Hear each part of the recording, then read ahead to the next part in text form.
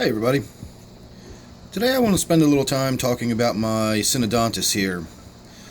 Ever since I bought it, there has been question as to whether or not it is a Synodontis Petricola, which is the name I bought it under, or whether or not it is a Synodontis Lucipinnis.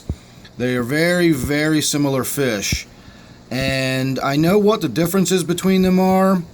And this fish, unfortunately, seems to have characteristics of both.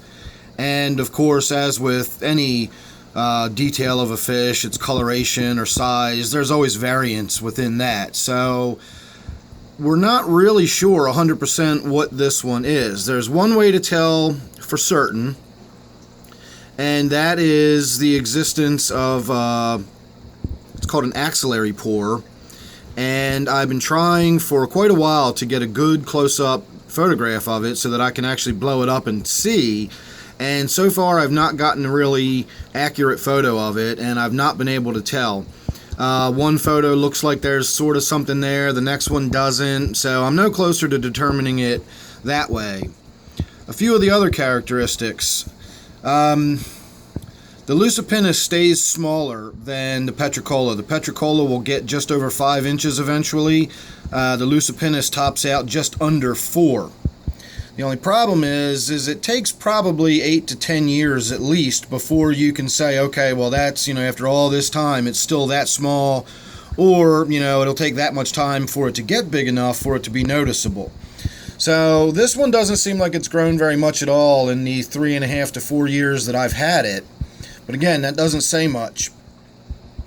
Another telltale sign with the Lucipinnis is if you will notice the fins have white edging and then they're black in the middle. With the Lucipinnis, right at the base of the fin, you will actually see a little, they call it a window, and it's a little triangular patch which is the same sort of coppery color as the body. This fish does not have that. It's just got solid black fins, which makes it look more like the Petricola.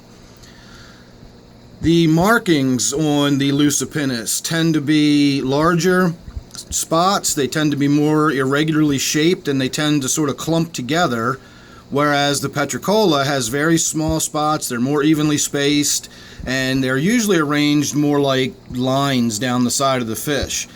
So the spots on this one would indicate Lucipinnis until you get up near the head. When you look at a Lucipinnis, the spots don't really get a lot different when it gets up to the head.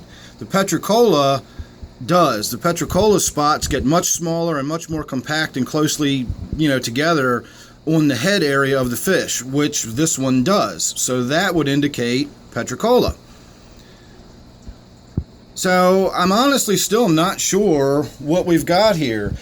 I'm gonna probably lean towards taking it on balance that it's a Lucipinnis, only because the Petricolas are not a really common fish. I believe they were only imported once years ago, and any Petricolas that are now on the market are captive bred, and I don't think there's a whole lot of people that breed them. So chances are, just, statistically, we're probably looking at a Lucipinnis here. But I don't know for sure. I will keep trying to get a look at the area where the axillary pore would exist. If it has the axillary pore, it is a Petricola. If it does not have the axillary pore, it is a Lucipinnis. And then there'll be no more argument about it. That's a definitive, it's this or it's that. All of the other factors, the coloring, the markings, the size, it's really difficult to really say one way or the other because there's always variance within any of those.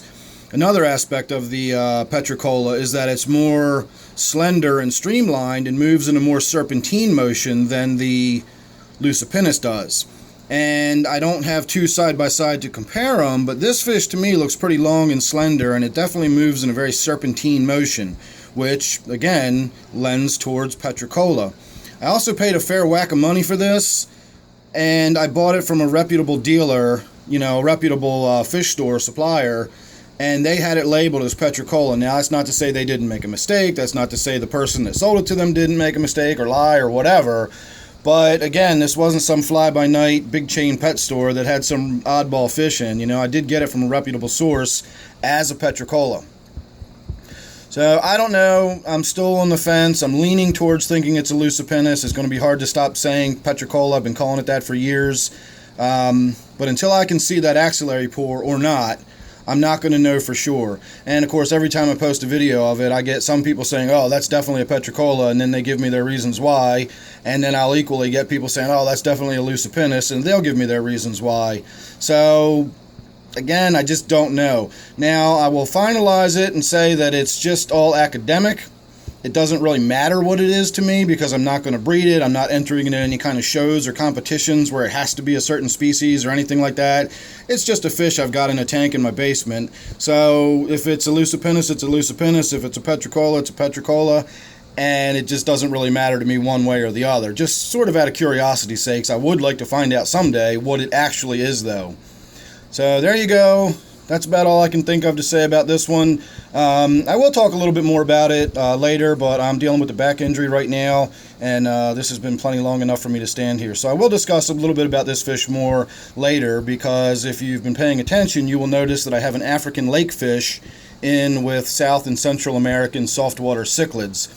And you may be wondering how I can do that. So we'll talk about that in another video, and make sure you're subscribed, that way you won't miss it.